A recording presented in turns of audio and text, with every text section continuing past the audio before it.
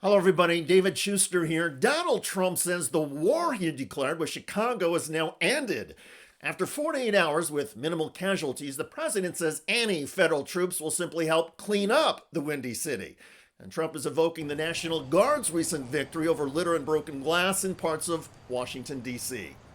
We're not going to war. We're going to clean up our cities. We're going to clean them up so they don't kill 5 people every weekend. That's not war. That's common sense. Trump's remarks came after his weekend declaration against Chicago on social media. Along with this photo titled "Chipocalypse Now," Trump wrote, "I love the smell of deportations in the morning.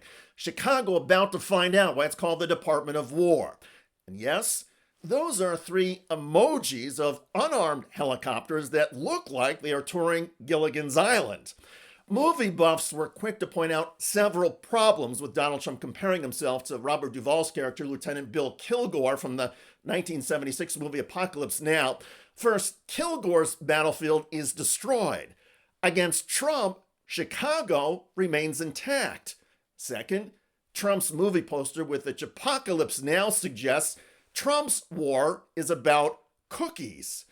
Third, Trump's ass appears to be on fire or emitting flames. And finally, Donald Trump is aligning himself with the side in the movie that loses. Still, when Donald Trump first issued his declaration, the governor of Illinois responded with this: "The president of the United States is threatening to go to war with an American city. This is not a joke. This is not normal. Donald Trump is not a strong man. He's a scared man. Illinois will not be intimidated by a wannabe dictator." Over the weekend, tens of thousands of residents of Chicago and other cities rose up and took to the streets.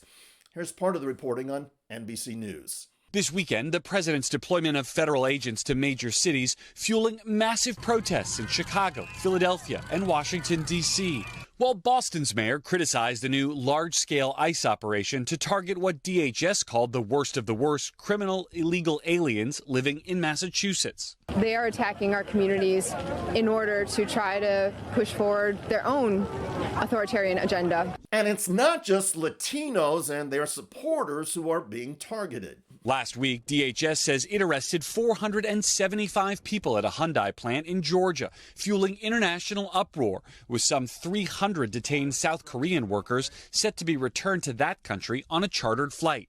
This insult and deportation of South Koreans came just weeks after the Trump administration in South Korea agreed to lower tariffs and new investments in the United States.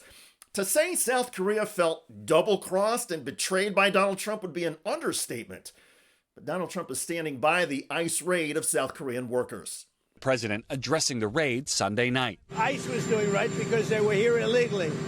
But we do have to work something out where we bring in experts so that our people can be trained so that they can do it themselves. Trump seemed to acknowledge the need to balance his interest in having Americans do these jobs with the interest of foreign Korean companies who want to bring in their own trained workers to get their U.S. plants operational. Still, satisfying foreign business is a different mission than deporting Latino workers in U.S. cities. And when it comes to Latino migrant deportations in Chicago and elsewhere, the Trump administration keeps talking tough. President Trump's mass deportation plan shifting into high gear this week. The president's border czar warning that Chicago will see stepped-up immigration enforcement this week. Absolutely. You can expect action in most sanctuary cities across the country. Overnight, Mr. Trump asked about his plans for the Windy City. Chicago is a very dangerous place. We could solve Chicago very quickly, but we're going to make a decision as to where we go over the next day or two. Regardless of whether Donald Trump sends in troops to open fire on civilians or simply to clean up trash and sweep up broken bottles, Illinois lawmakers are preemptively urging Trump to stay out and to avoid any kind of war.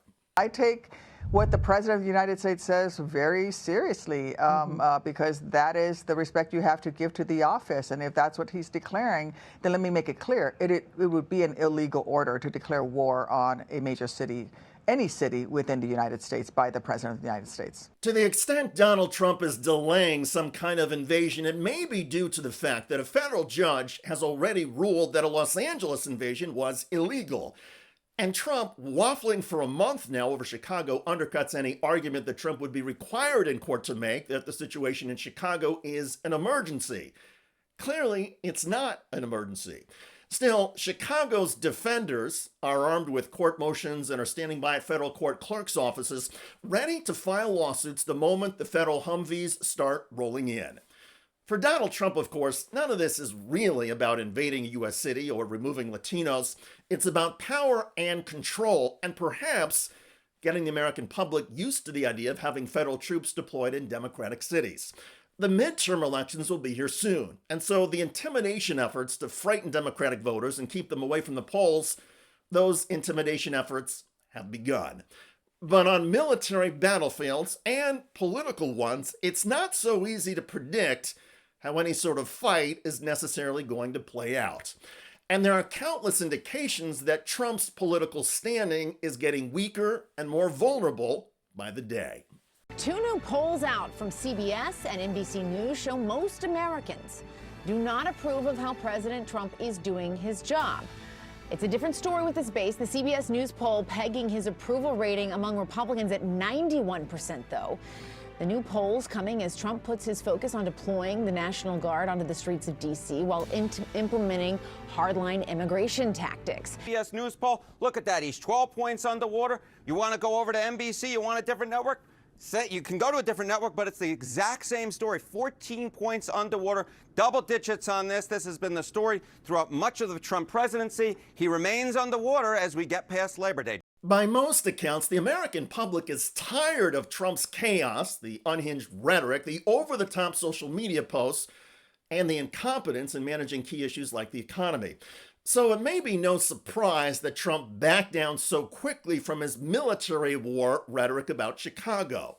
Still, even threatening real military action in a U.S. city for a day has alarmed a lot of Americans. And so in Chicago and beyond, Democrats remain on guard, ready for the eruption of any kind of hostilities, even if it's just verbal. By the way, Donald Trump continues to tank the U.S. jobs market. 22,000 jobs added in the month of August. That was much less than the expectation of 75,000 guys. There's no way to sugarcoat this. This jobs report is brutal. It's not good. What is it showing us? What we know, the economy is slowing. That 22,000 number, Charles, it's a weaker than expected number, and these revisions are pretty brutal. Yeah, extraordinarily. Check out that video at the link below. It generated a lot of comments on YouTube. One of the most popular is from Clark, who wrote, "Wow, who would have guessed that a failed businessman is bad at making business decisions?" Indeed. I look forward to reading your comments about Donald Trump declaring a military war against the city of Chicago, surrendering, and getting roasted. I'm David Shuster. Thanks for joining us.